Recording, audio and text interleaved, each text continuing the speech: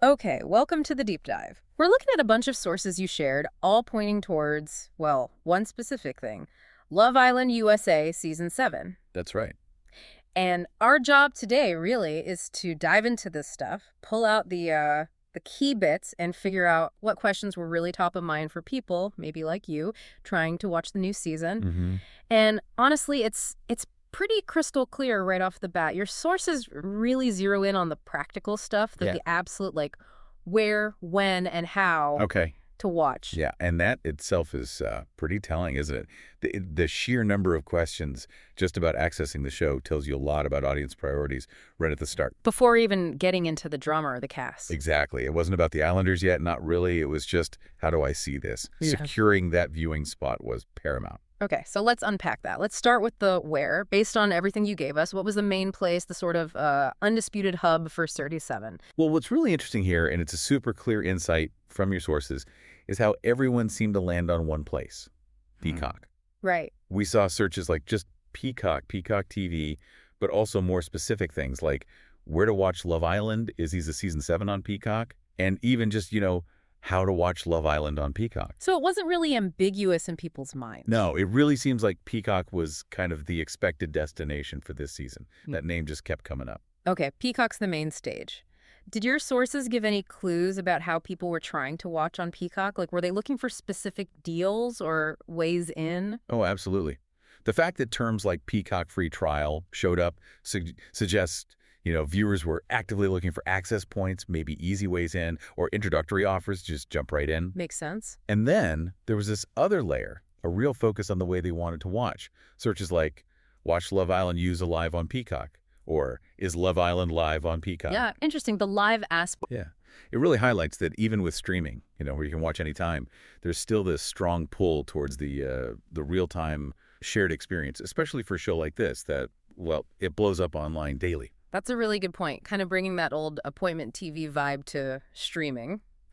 So, okay, people figure out where Peacock. The very next big hurdle, and it's all over your sources, was when. What did the material show us about timing? Oh, the timing questions were huge. Just the sheer volume tells you how crucial this was. Your sources are packed with questions about the start date itself. When does Love Island USA start 2025?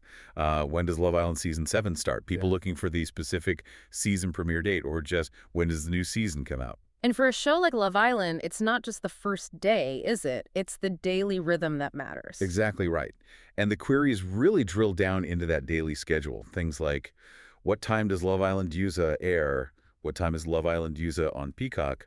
Specifically asking about the Love Island premiere time.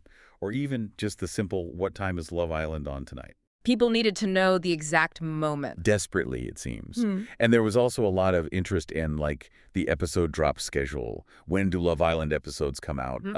When do Love Island episodes drop daily? And more general stuff about the Love Island schedule, or what days does Love Island air? Got it. We even saw things like, when does Love Island USA start 2025 Central Time, which shows people were trying to pin it down for their specific time zone.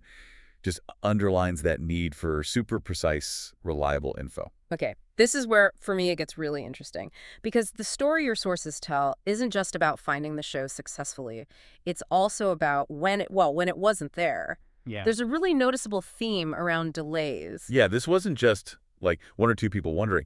The number of questions about delays in your sources, that's a pretty significant insight into what the viewer experience was actually like for some. We saw really explicit searches. Why is Love Island Season 7 not on Peacock? Why is Love Island delayed tonight? And then more general terms like Love Island Season 7 delay, or simply Love Island delayed. So people were hitting a wall. It strongly suggests they were. They expected it, it wasn't there, and they immediately went online to find out why. It really shows how critical that timely, reliable delivery is for a show that moves so fast day to day, and how frustrating those interruptions must have been. So not just planning, but like active troubleshooting. Okay, so Peacock was dominant, but did your sources hint at any other places people might have been looking, even secondary ones? Well, Peacock was definitely king, but there was a mention of Bravo Love Island. Now, the sources you provided didn't really give context on whether that meant airing there or being talked about there or, something else entirely. A bit vague then. A bit vague, yeah. Yeah. But more generally, you still saw searches like, where is Love Island streaming, or what channel is Love Island on, and just where to watch Love Island. It shows some viewers were maybe still casting a wider net, trying to pin down the right platform in the, let's face it, sometimes confusing streaming world. True. And we also saw searches focusing right on the start, like Love Island Season 7, Episode 1, and Love Island USA Season 7, Episode 2. Okay. And what about people? Your sources actually dropped some names, even in these very practical how-to-watch searches. Who came up? Yeah, that was interesting. The names mentioned were Ariana Medicus, Huda Love Island, Austin Love Island Season 7, Jeremiah Love Island, Olandria Love Island, Taylor Love Island, and Bella Love Island. Okay, quite a few. Right.